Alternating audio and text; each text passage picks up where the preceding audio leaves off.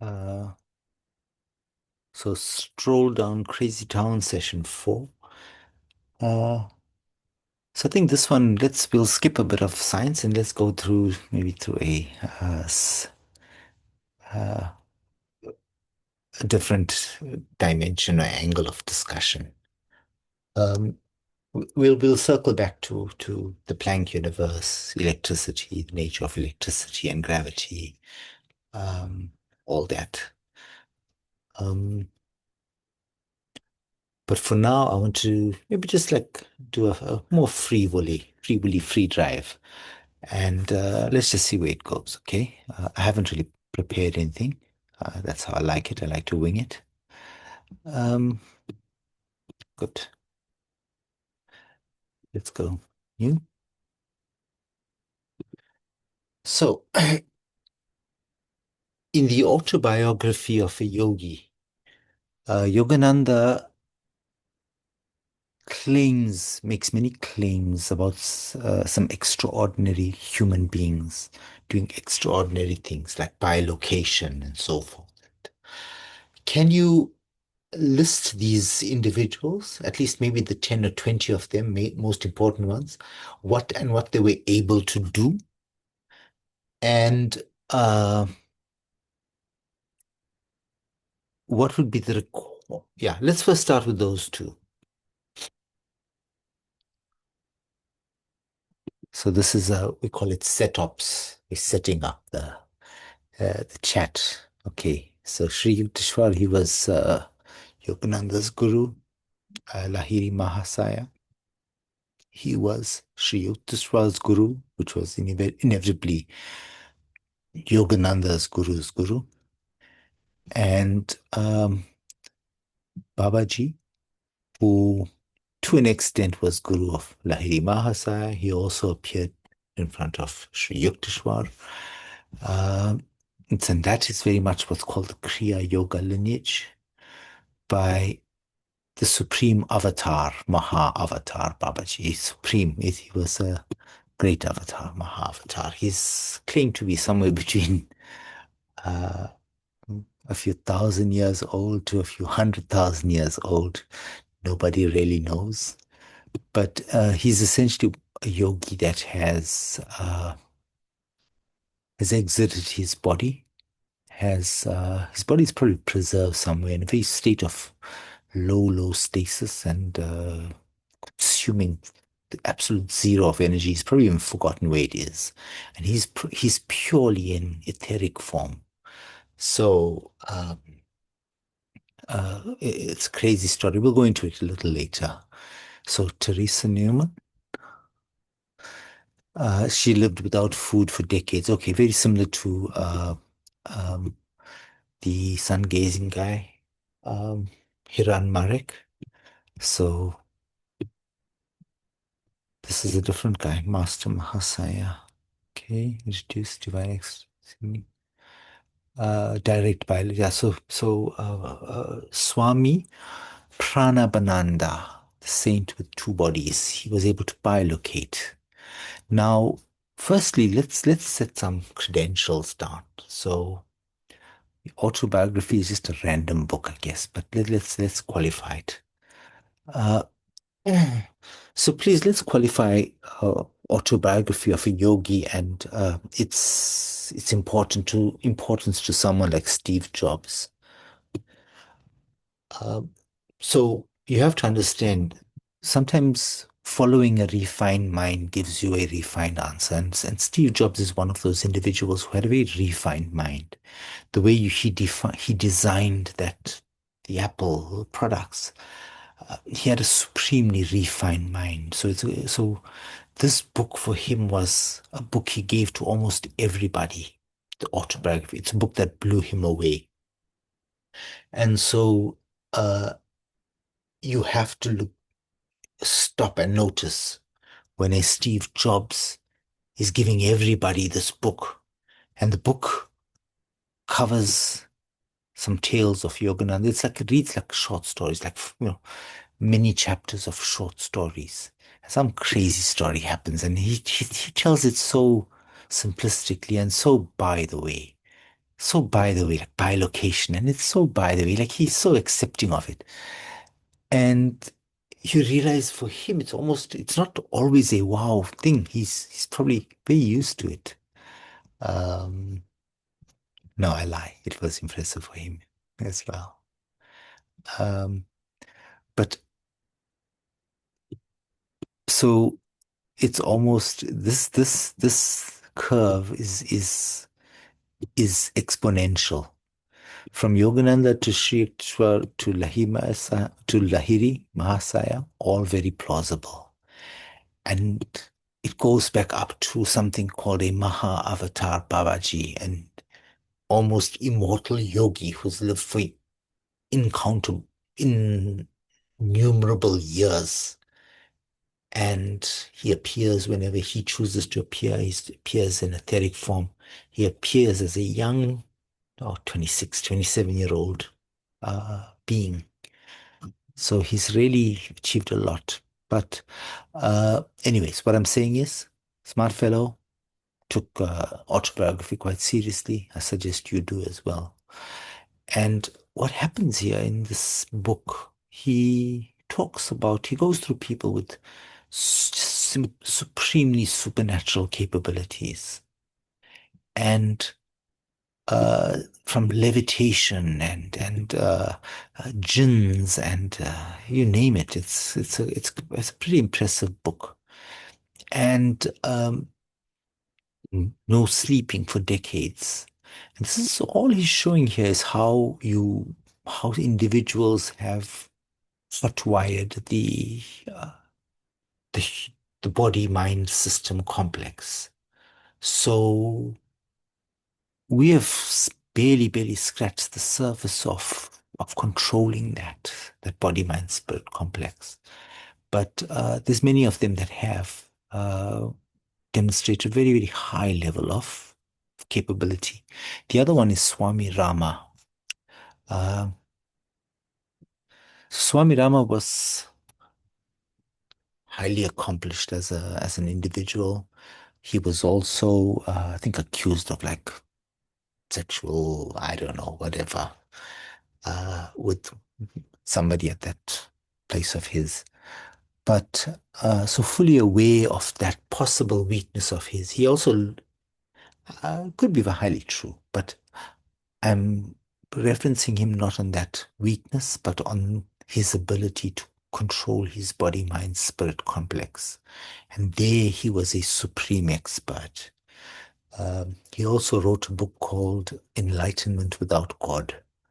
It's a book on the Mandukya Upanishad, as I said. It's an Upanishad that I've studied now for thousands of hours. And I'm still not fully able to grasp those 12 verses. I know the verses inside out. It's I know it's messaging inside out, and to fully grasp it is quite a challenge. It's quite a pursuit, not a challenge. It's a pursuit. Um, but getting back to Yogananda. So what I want to come here to is what I'm saying is, remember, coming back to my multi-dimensional universe. So if we live in a multi-dimensional universe, each one is linked, then individuals who access higher levels of capability, higher dimensions of capability, would appear to display superhuman skills, but all they are simply doing is accessing a higher dimension. And it's even if you just tip it with your fingers, it's far more effective. A higher dimension is far more effective in solving a lower dimension's problems. You can do it very easily. Whereas if you stay within the rules of the game, it's very hard to solve sometimes some questions. So my next question would be to ChatGPT. So assuming like higher dimension, like a fourth dimensional skills level would be uh, the ability to manipulate the material realm. So, which of these individuals displayed capabilities that were touching on to higher dimensional capabilities as beings? Some may not, but some may. Let me see what you think based on the rules and formal definitions of fourth dimensions.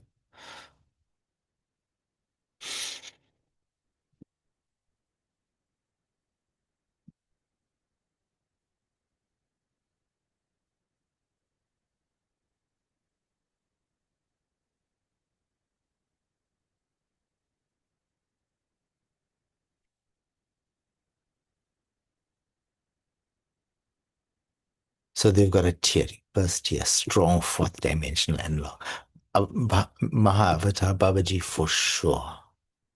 Okay, Lahiri Mahasaya was also able to do bilocation. I don't know about that revival of the dead. Okay, but this one for sure, I know he did that. And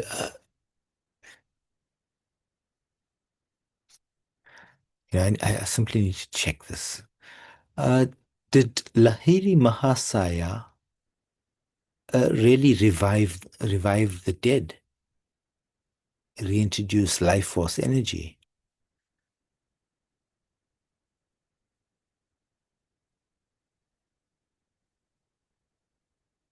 Okay, so he did that. Yeah. Okay. Oh, okay. Very good. So, but uh, what he's now describing in the summary of Autobiography of Yogi is that there are many individuals who are displaying uh, higher levels of fourth dimensional capability. And then there's other beings that are partial lower levels. And then there's regular old us uh, who don't even know what's what. But good. Oh, there's even a third tier. So here it's 3D exceptionalism, but not 4th D. Let's hear that. Master Mahasa, if elevated effective field, effective field, no manipulation of physical law. So how did he affect the field? Influence of physiological, spirit, not dimensional. I don't know what they're talking about.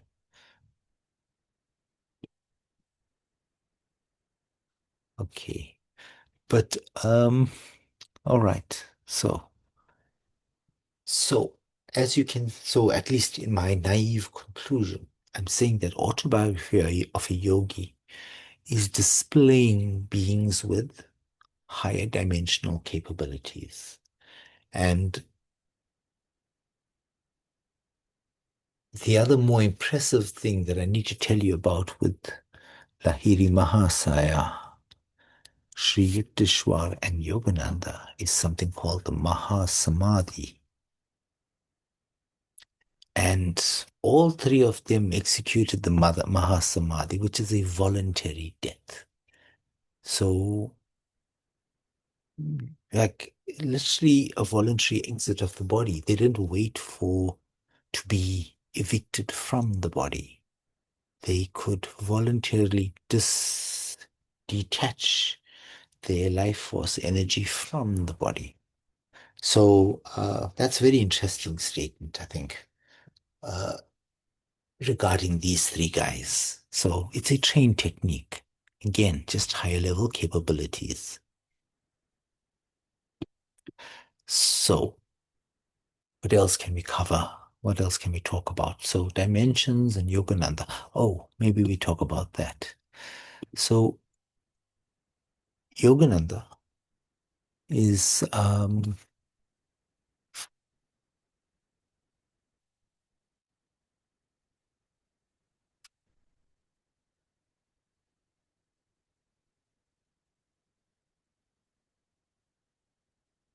on sleep. So, for example, Yogananda in this video explains on sleep, and he says, "You people do not know how to sleep."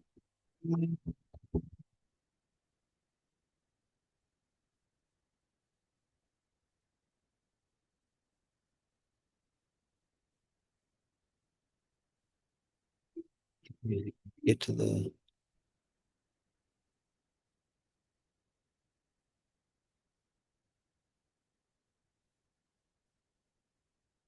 Yoga is not magic, sword swallowing, or crystal gazing, but it's the art of super living as discovered by the ancient sages of India in 1500 BC.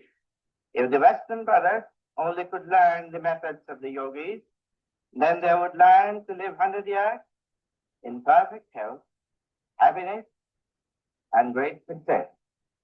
You people do not sleep correctly and allow your sleep to be disturbed by the mental movie of dreams. You subconsciously worry about unpaid bills and troubles.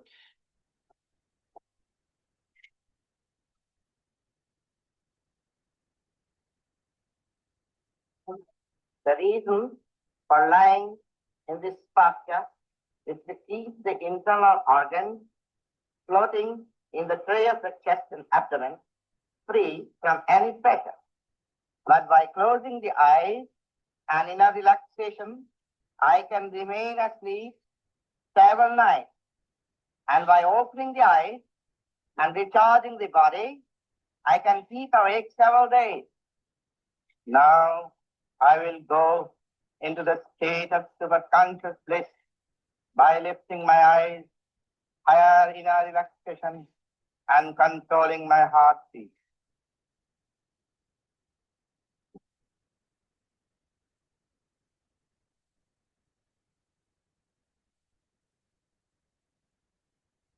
so this would have passed everyone. Uh, but it's a very, very deep thing that Yogananda is mentioning here. And remember, he's a very, very accomplished yogi. He's learned the Mahasamadhi. He's learned how to die voluntarily. He's not talking basic shit here. He's talking really advanced stuff. And he's saying that we do not know how to sleep. And how I interpret that is that what the body needs is rest. But we use sleep as a proxy for rest. But it's sleep is inefficient rest. And so he describes a sleeping position, which is essentially your supine position. It's when you lie flat on your back. It's the least in the least. It's the most floaty setup for your organs. It's the most least stressful setup for your organs. And then he talks about raising his eyes upwards and getting this inner relaxation. He's able to then sleep for multiple days and stay awake for multiple days. And what I can tell you at least is during that 14-day download, I was able to do that for 2 hours a day. And now and again, I think every once a month, this is what I call God mode. And in there, I'm just operating at a much higher level. And but during that time, I sometimes use that same method that he describes, where you simply it's nidra yoga. It's you lie flat on your back, you lie in this savasana position. It's called supine position, uh, and you simply do not move. You try to unclench every single muscle, every single uh, everything. You spend unclenching the eyeballs, muscles were tense, and the jaw and whatever. But when you get 1 hour, 45 minutes of proper nidra yoga rest, it is crazy good. So whenever I'm in God mode, when you simply just too happy to, too eager to study, um, The body takes a bit of a beating, but it hangs on there. But it can survive at least for a good time with 1 hour of sleep, 2 hours of sleep. Uh, so coming to that point, actually, we can actually discuss maybe a little free will it again. Let's share the screen and free will it. So they are there are different sleep patterns. So we have on one end of the spectrum, let's talk about the big sleepers, the Einstein. So Einstein he slept like a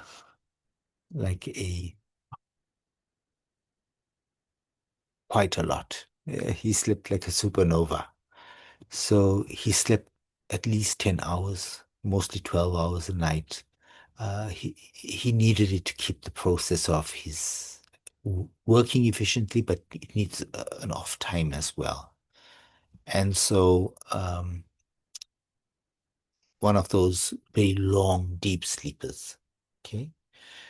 And on the other end of the spectrum, let's have a look at these. Okay. So maybe this one is will help us. Let's just ah, sorry. Um let's see. And something else. What is this?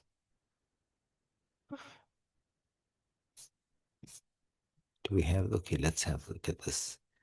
So Winston Churchill, he slept for 7 hours per night. Tesla for two. There you go. There's somebody. Leonardo da Vinci, 12 for 2 hours.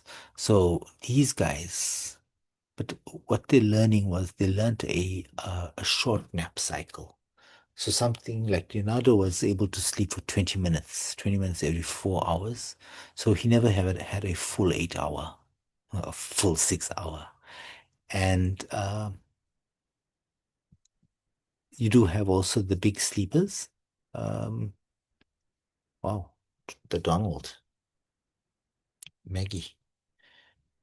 Okay. Um, but what my suspicion is, you have to master the art of rest. And so,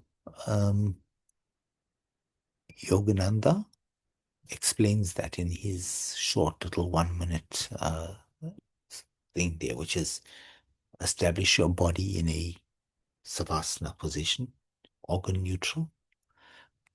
Uh, you raise up the eyes. Now, that is a yogic hack. And again, original info drop. I haven't seen it anywhere else. But essentially, this is like if this is the waking state and the flickering motion is the dreaming state, then that is almost encouraging the deep sleep state and beyond. And that focus, that gazing towards the third eye, um, is is is possibly the hack that introduces then the deep sleep aspect. So it's very much like how Faraday and Orsted, I told you, Orsted saw that electricity affects magnetism, and Faraday understood let's do the opposite, which is by moving a magnet in a coil of copper, he generated electricity.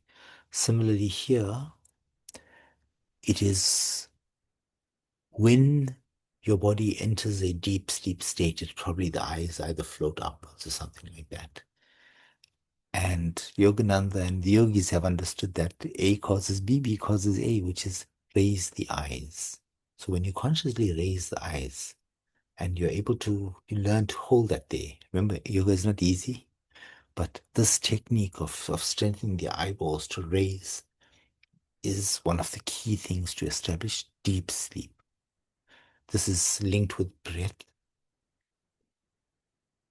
and almost slowing down of the mind vibration. You have to get your mind to a very, very slow hertz level, like 0.1 hertz. That's one beat is every 10 seconds. So, uh, but it's a willful technique. You can learn it again. Ain't no God in the equation. You're the only God in the equation. You just don't know it. But this technique is pretty impressive if you try it. I've had personal experience with it. I know it works 100%. And I can sustain it for as yeah, a week or two. But um, I think it's more because, yeah, somehow I'm unable to sustain it energetically. I still need to figure that one out. But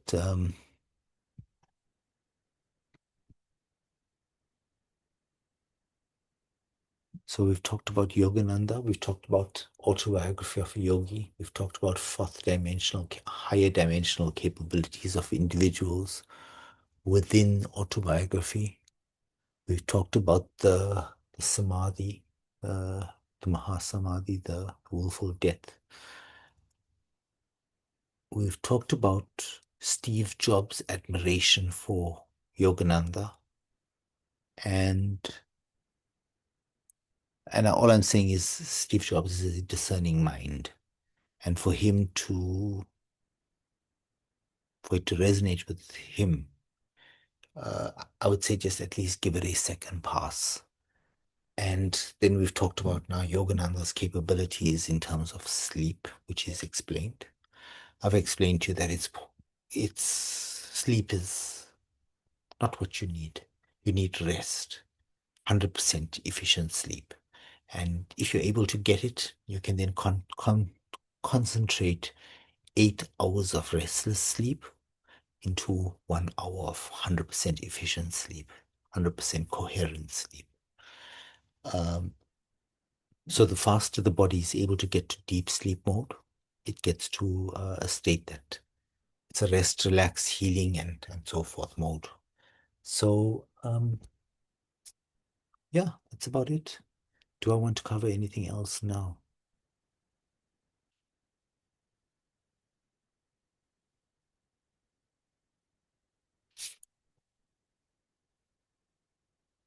What is the time, firstly? Maybe that's the good question. Okay, that's still early. Still early. So